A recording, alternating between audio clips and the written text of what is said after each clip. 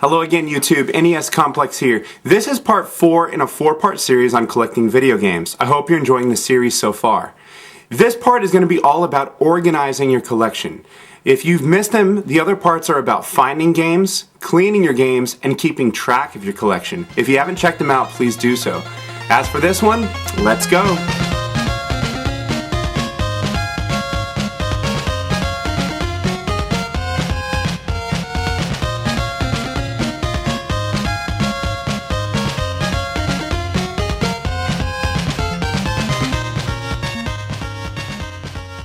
I think a lot of new collectors haven't really considered the logistics of collecting games.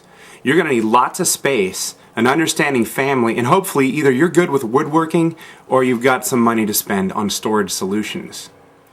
Also, you don't really see it too much on YouTube because people really only show you what they want you to see, but most collectors have boxes full of odds and ends from the gaming world. Plushies and toys and adapters and in promotional pamphlets and instruction booklets and magazines and all kinds of accessories, not to mention the systems. As you can imagine, your organization becomes a problem real quickly. Your one shoebox of games quickly becomes boxes, and then becomes storage containers, then becomes bookshelves, and then eventually becomes media shelves, and soon even that's not enough, and you have to build custom shelves yourself. Plus, a lot of collectors have different sections for their games. A section for doubles, a section for games that need cleaning, and so on. So what we're going to do is follow the journey of one game and see how it gets from the swap meet into the collection. Let's do it. So I just bought a game. If I'd already have had it, I'd have put it in the doubles section. But this one is brand new. Meet Bucky O'Hare. What's up, guys? I feel kinda yucky. Games always start in the just bought but needs cleaning section. This is usually the bag I got at the swap meet, or the box from eBay. Once I've cleaned a game, I usually put it in the clean but not yet with the rest of the collection because I'm too busy to reorganize section. Wait, I don't want to go in the drawer. I don't want to go in here. I want to go on the shelf. Sorry, Bucky, I want to make a game case for you first. After modding a universal game case and printing an insert, it's ready to join the collection section. It's a no-brainer, but I keep the games alphabetized so they're easier to find. I feel so loved, all cased up and snuggled between Bionic Commando and Captain Skyhawk. What's up, guys? I'm Bucky O'Hare. Now, that's just what I do. There's a ton of other options, but before we start talking about large-scale storage solutions, let's just talk about protecting individual games. Now, of course, you could just go with the factory-released plastic cases, like for Game Boy, or these for Super Nintendo, or even the black ones for the NES games. But you could also, if you really wanted to, look for some of the third-party and other release items for protecting games, like these for Game Boy Advance, which hold 3 games, or for the original NES, you have these hard shell plastic cases. And those are great. They're a little bit harder to track down, especially when you're collecting in large quantities. A friend of mine actually has a company that makes plastic bags for his games, and that might sound kind of silly, but they fit really well and they keep out the dust and the moisture. It's a pretty interesting solution. Of course, my favorite solution is the universal game case, and I actually made an entire video about this solution, but I really like this because it gives it that sort of box art quality, so it sort of reminds you of being at a store back in the 80s looking at the games on the shelf. For entire collections, there's some very interesting solutions. One thing that I've done is I've taken printer paper boxes or banker's boxes and I've actually cut them down to size, modifying them so the games fit perfectly up to the top where the lid goes on. And that is an easy way to store a lot of games.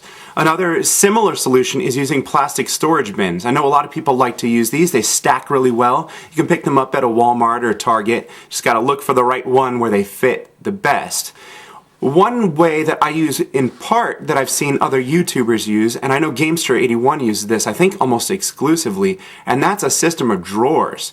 Drawers are nice because they keep light off the labels, they keep dust out of the games, they keep moisture away for the most part, and they also, you can actually store quite a bit, maybe even more than you can on a shelf because of the depth of the drawer.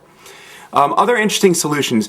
Pete Dorr had a video about using cassette tape cases to hold Genesis games. And I'm not talking about individual cases, but more like those wall-mounted units where you could slide in the cases. You should look for that video. It's very interesting. One YouTuber commented on one of my other videos. His name is I think it's JakalairVG, he commented that he had seen somewhere about using 8-track cases to store SNES games and Nintendo 64 games. CGR Undertow did an entire video on this, and you should definitely check it out because it really shows the advantages of doing that.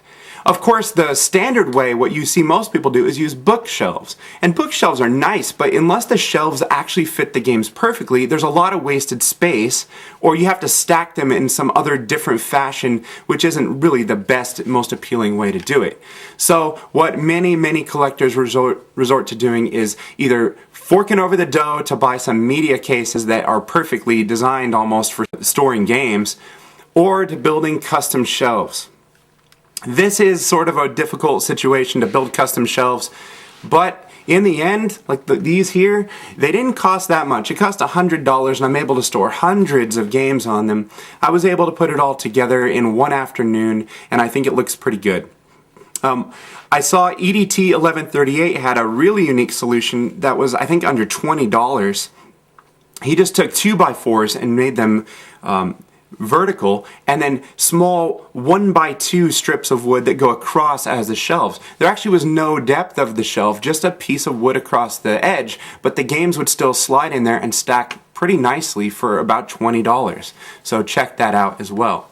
Now, no matter how you store or where you store your games, just keep in mind you want to reduce light damage to labels, moisture, and dust. Probably not a good idea to store them where it's going to be moist and wet. You're going to have to do a lot of cleaning and maintaining if you do that.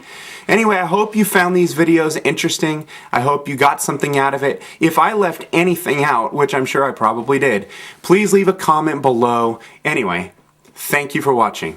Goodbye.